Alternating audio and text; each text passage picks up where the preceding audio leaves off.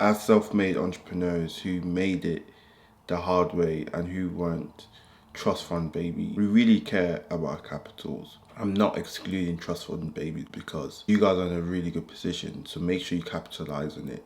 I digress. A lot of new money compared to old money made the money through exits, acquisitions, or just having a cash flow business. But the main question is, what do we do with our money? How do we preserve our money? If you're not a successful entrepreneur, this video is not for you. If you're not making a lot of money, or you don't aspire to make a lot of money, I'd advise you to click off this video because you're just wasting your time. A lot of people believe in, I've worked so hard for this money, I have a scarcity mindset, or I just know this money means so much for me and I want to be safe. Where should I invest into? So they invest into S&P 500. I think that's the biggest mistake of your life. Let me explain. A lot of argument for investing in S&P 500 is it's stable. The 100 years track record, it has history in it. It's likely to go up, but just at a small increase, but it's less likely to go down. Yes, the long-term average of the S&P 500 is 10%. If you hold over 50 years, you're gonna double a certain amount of time. You can do back of the envelope maths if you really want to know. A wise man once said, if you have enough money for you to eat, the first purpose of your money is to make you comfortable. That's by Howard Marks. If you don't know who he is, this video is not for you.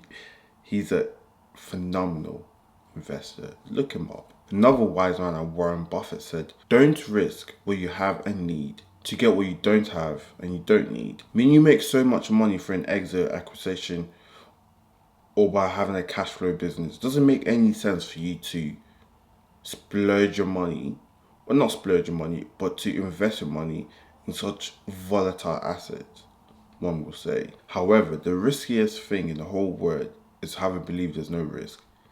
There is still a risk in S&P 500. It's not as safe as you may believe. The risk doesn't come because of the stock or Wall Street's analysis of it. It comes because of the behavior of people. Emotion. Investing's all about your emotion, controlling your emotion. Another quote by the great man Buffett said that when other people are imprudent, you should be prudent. When other people are carefree, you should be terrified. This is all self-explanatory. This is because their behavior is what increases or decreases prices. That's the whole thesis of investing. The honest truth is, the S&P 500 isn't too bad because over the next century, American companies will do good. They will be prosperous. That is a given in my humble opinion. However, you thinking that there's no risk because you hold S&P 500, a really stable index, it's crazy to me because that's not 100% factual. Bearing in mind, I did say over a decade or years or century because S&P 500, I believe, is only beneficial if you hold it for over 20 plus years. If you're holding it for 2 to 3 years, there's not much benefits in it because we need to remember the average is 10%. Therefore, there are some years it's below 10% and some years it's greater than that 10%. And we all know, number one, the fundamental principle of investing is that you can never time the market. So if you're holding the S&P 500, this should be a 10, 20, 30-year hold. If not, why are you investing in the S&P 500? If we bring ourselves back to reality, we need to recognize where things stand.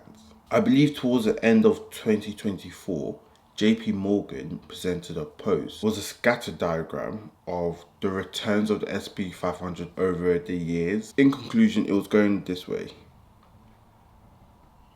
with the x-axis being P/E ratio and the y-axis being the return. Which means the higher P/E ratio you pay, the lower the return you should expect. It was so funny because there was a number 23 on the x-axis, which shows that in every case the P/E ratio is 23. Your average return over 9 to 10 years was always between 2 and -2. So if the P/E ratio of the S&P 500 is 23, which currently right now is 24 if I believe, your average return would be between 2 to -2. Let that sit in. So everyone who's S&P 500, I need to invest in the S&P 500. Is it really beneficial if you're investing in the S&P 500? Bear in mind, you've just sold your company. You've just made the biggest amount of money per year due to commission or due to your cash flow business? Are you really preserving wealth by investing in the S&P 500? These are questions you should be asking yourself. And these are questions we have in my community, Wellington. I run a community called Wellington of very successful entrepreneurs. You have to be doing at least 500k ARR or who have raised £1 million dollars. This community is a very vested community of successful entrepreneurs. No fake YouTube gurus, crypto bros, only entrepreneurs who are making legacy businesses, generational businesses. If you want to be part of this community, click the link in the description and join the newsletter. I will be sending you daily posts about what's happening within the community, or you can apply to join this community. There's so many ways I can sell this community, but I don't really tend to sell this community because I only want people who are successful and who really want to change the trajectory of the wealth preservation, wealth generation, and the network. I digress. If you look at Howard Marks' memo that he wrote before, which included a research about the S&P 500 for the last 100 years, and yes, the average is 10%. But the craziest thing is the annual return is almost never between 8 and 12%. It's always lower. So you're not really getting an average of 10%, are you? What's all this hype about investing in the S&P 500? Think about it. I'm only here to give you information so you can think about it. If you really want my honest opinion, join my community and we speak about this with real successful entrepreneurs who are making serious money, and we have intellectual sparring sessions about very, very important stuff in terms of wealth preservation or generation. Don't get me wrong, I understand a lot of you are fortunate, you made a lot of money at a young age, you sold your company, I understand that, and you still have the mindset that you don't know if that was luck. You don't know if it was serendipity, which I don't really believe in fully. You're still confused if you can ever make that amount of money again. So you want to be as careful as possible. I understand this. Trust me, I really do understand this. And you also tell yourself you're not an investor. You haven't studied the market for years. You can go to University of Economics and Finance. You don't study charts. I understand this. And the last thing you say is that you don't have an alternative to the S&P 500. You do. You do have an alternative. As I said in my previous video, which you should watch. Pick 4 out of the top 8 stocks in the S&P 500 and invest into them. DCA every week. I can guarantee you'll be successful in investing. And your return will far surpass people who are investing in S&P 500. I am so bullish on the Mag 7. Any of them. The S&P 500 is so top heavy with these 7 stocks anyways. Why do you have to hold over 93 stocks and waste your time? If you read Howard Marks' book, his other alternative to S&P 500 is bonds. I don't currently hold bonds. Will I hold bonds? Maybe. I'll have a percentage of bonds. I think you should have a percentage of private market, public market and bonds. That's what I believe. Essentially, bonds are contracts between 2 entities.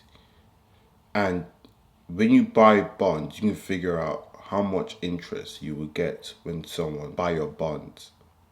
Therefore, you can reverse engineer how much interest you can make. And if the borrower doesn't keep to that contract, the creditors get that company.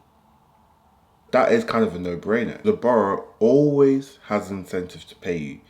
And more time, they always pay you. I'm talking specifically about high yield bonds. So nowadays you can buy the US, Europe bonds, you can buy the low grade credit bonds, which will give you a yield of 7 to 8% yearly.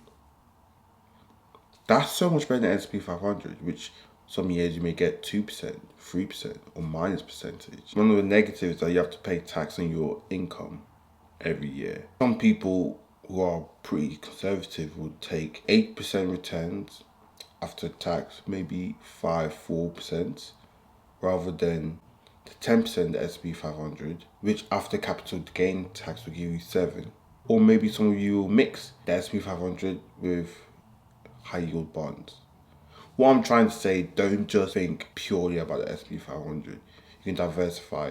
You can have 3-4 individual stocks of the Mag 7 and a little percentage of S&P 500. I'm not saying the S&P 500 is bad, but some of you guys who are entirely and you swear by the S&P 500, I would go back to the drawing board and redo your thesis on investing. In conclusion, when you're managing a portfolio, the operative continuum is a continuum between aggressive from the defense.